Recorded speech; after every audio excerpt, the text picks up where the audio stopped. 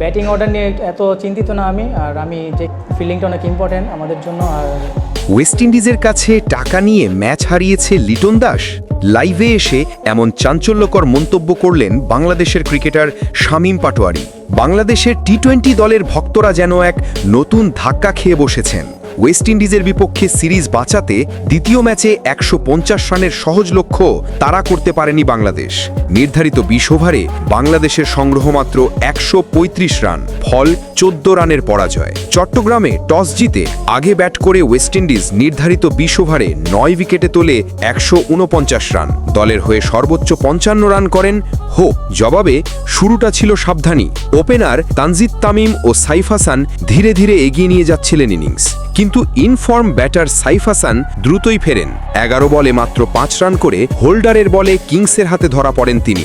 এরপর 3-এ নেমে অধিনায়ক লিটন দাস শুরু করেছিলেন আক্রমণাত্মকভাবে।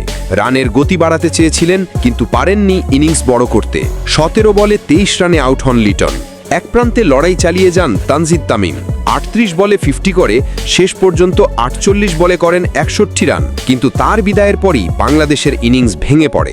জাকের আলী ও রিশাদ খান শেষ পর্যন্ত নির্ধারিত সমীকরণ পূরণ করতে ব্যর্থ হন। ঠিক ম্যাচ শেষে ঘটে সবচেয়ে বড় ঘটনা। লাইভে এসে শামীম পাটোয়ারি দেন এমন এক মন্তব্য যা চমকে দিয়েছে ক্রিকেট বিশ্বকে। তিনি বলেন, জেতা ম্যাচ আমরা হারিনি, আমাদের হারিয়েছে আমাদের ক্যাপ্টেন লিটন। ম্যাচের আগে ড্রেসিং রুমে সে সবাইকে জানিয়ে দিয়েছে যেন আমরা ভালোভাবে না খেলি, যাতে ওয়েস্ট ইন্ডিজ সিরিজ জিততে পারে। আর আমরা যদি এই কথা কাউকে বলি তাহলে আমাদের টিম থেকে বাদ দেয়া হবে। শামীমের এই বক্তব্য মুহূর্তেই ভাইরাল হয়ে যায় সামাজিক মাধ্যমে। ক্রিকেট ভক্তদের মধ্যে ছড়িয়ে পড়ে তীব্র প্রতিক্রিয়া। কেউ বলছেন এটি দলীয় সংকটের ইঙ্গিত, কেউ বলছেন এটি একটি পরিকল্পিত ষড়যন্ত্রের অভিযোগ। বাংলাদেশের এই পরাজয় এখন শুধুই ম্যাচ হারের বিষয় নয়, দলের মানসিকতা, নেতৃত্ব আর বিশ্বাস নিয়েও বড় প্রশ্ন তুলেছে। ক্রিকেট বোর্ডের সামনে এখন দুটো চ্যালেঞ্জ: মাঠের পারফরমেন্সে ফেরানো দলের মনোবল, আর খোলাসা করা এই চাঞ্চল্যকর অভিযোগের সত্যতা। সব চোখ এখন বিসিবির দিকে।